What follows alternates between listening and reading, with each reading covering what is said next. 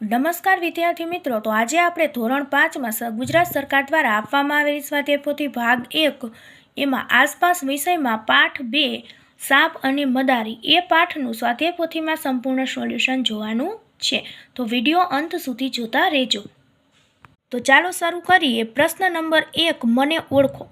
પેલું, હું ગધેડું પાડું છું, તેના પર માલ સામાનની હેરફેર કરું છું તો કુંભાર। બીજું, હું ગાય ભેંસ ઘેટા બકરા રાખું છું, તેનું દૂધ વેચી મારું ગુજરાન ચલાવું છું તો ભરવાડ। ત્રીજું, રણમાં મુસાફરી માટે મારો ઉપયોગ કરવામાં આવે છે તો ઊંટ। ચોથું, હું બળદ રાખું છું, બળદ મને ખેતીકામમાં મદદરૂપ થાય છે તો ખેડૂત। પાંચમું, મને ઘરની ચોકી કરવા માટે પાડવામાં આવે છે તો કૂતરો। ત્યાર પછી છે પ્રશ્ન નંબર 2, ખાલી જગ્યા પૂરો। પેલું, મદારીઓ સાપને ખાલી જગ્યાની ટોપલીમાં રાખતા હતા તો વાંસ। બીજું, મરઘીઓને જ્યાં ઉછેરવામાં આવે છે તે સ્થળને ખાલી જગ્યા કહેવામાં આવે છે તો પોટ્રી ફાર્મ। ત્રીજું, ખાલી જગ્યા અને ખાલી જગ્યા મેળવવા ઘેટાને પાડવામાં આવે છે તો ઊન અને દૂધ। ચોથું, સવારી માટે ખાલી જગ્યા અને ખાલી જગ્યા પ્રાણીઓનો ઉપયોગ કરવામાં આવે છે તો બળદ, ઊંટ અને ઘોડા। પાંચમું, સાપ કરડ્યા પછી બચવા માટેની દવા ખાલી જગ્યામાંથી બનાવવામાં આવે છે તો સાપના ઝેરમાંથી। ત્યાર પછી જોઈએ પ્રશ્ન નંબર 3, જોડકા જોડો। પેલું છે ખેડૂત, એમાં આવશે ડી બળદ। બીજું, કુંભાર, એમાં આવશે સી ગધેડું। ત્રીજું, પશુપાલક, એમાં આવશે બી ગાય। અને ચોથું, મદારી, એમાં આવશે એ સાપ। ત્યાર પછી જોઈએ પ્રશ્ન નંબર 4, નીચેનું કોષ્ટક પૂર્ણ કરો। ગાય આપણને દૂધ આપે છે। ઘેટા, તો ઘેટા ઊન, દૂધ અને માંસ માટે પાળવામાં આવે છે।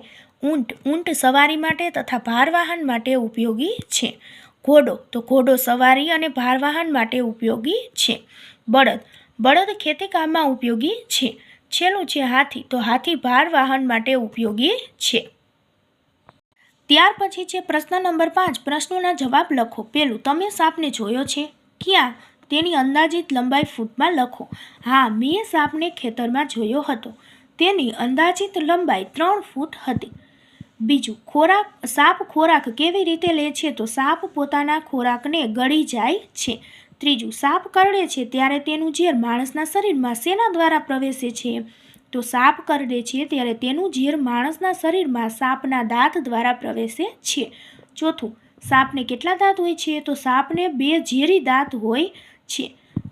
પાંચમું, પ્રાણી દ્વારા મદારીઓ પોતાનું ગુજરાન કેવી રીતે ચલાવતા હતા? તો મદારી સાપ, વાંદરા, વીછી જેવા પ્રાણીઓની પાસે કરતબ કરાવી તથા સાપને બીન વડે નચાવી લોકોનું મનોરંજન કરે છે અને પોતાનું ગુજરાન ચલાવે છે। ત્યાર પછી છઠ્ઠો છે, સાપને ખેડૂતનો મિત્ર કેમ કહેવાય છે? તો સાપ ખેતરમાં પાકને નુકસાન કરતા ઉંદરને ખાઈ જાય છે અને ખેડૂતની મદદ કરે છે, તેથી સાપને ખેડૂતનો મિત્ર કહેવાય છે। ત્યાર પછી 7મો છે, કયા કયા પ્રાણીઓનો ઉપયોગ મનોરંજન માટે કરવામાં આવતો હતો? સિંહ, સાપ, વાંદરા, રીંછ, ઘોડા વગેરે, ઊંટ વગેરેનો ઉપયોગ મનોરંજન માટે કરવામાં આવતો હતો। 8મું, કયા કયા પ્રાણીઓને દૂધ મેળવવા માટે પાળવામાં આવે છે? તો ગાય, ભેંસ, ઘેટા, બકરા તથા પર્વતીય વિસ્તારોમાં યાક જેવા પ્રાણીઓને દૂધ માટે પાળવામાં આવે છે। 9મું, પ્રાણીઓ પર નિર્ભર રહી કોણ પોતાનું ગુજરાન ચલાવે છે? તો ખેડૂત, પશુપાલકો, સર્કસવાળા, મદારી તથા ભારવાહનો કરનારા લોકો પ્રાણીઓ પર નિર્ભર રહી પોતાનું ગુજરાન ચલાવે છે। 10મું, તમે કયા કયા પ્રાણીઓના ખેલ જોયા છે?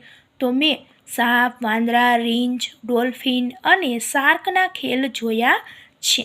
ત્યાર પછી છે 11મો પ્રશ્ન, સર્કસમાં કે અન્ય જગ્યાએ મનોરંજન માટે ઉપયોગમાં લેવાતા પ્રાણીઓને કેવી તકલીફો પડતી હશે? તો સર્કસમાં કે અન્ય જગ્યાએ મનોરંજન માટે ઉપયોગમાં લેવાતા પ્રાણીઓને પોષણક્ષમ અને પૂરતો આહાર તથા યોગ્ય રહેઠાણ આપવામાં આવતા નથી। તાલીમ આપવા માટે ઘણીવાર માર મારવામાં આવે છે, પ્રાણીઓને પાંજરામાં રાખવામાં આવે છે અને તેની સ્વતંત્રતા છીનવાઈ જાય છે। ત્યાર પછી જોઈએ 12મો પ્રશ્ન, તમને કોઈ પ્રાણીઓની જેમ ખેલ કરાવે તો તમને કેવી તકલીફ પડે તે વિચારીને લખો। તો પેલું, લોકોની મસ્કરી સહન કરવી પડે। બીજું, તાલીમ વખતે શારીરિક તકલીફ ભોગવવી પડે। સંચાલકો દ્વારા માર સહન કરવા પડે। ખેલ બતાવતી વખતે ઈજાઓ સહન કરવી પડે અને યોગ્ય અને પૂરતો ખોરાક મળે નહીં.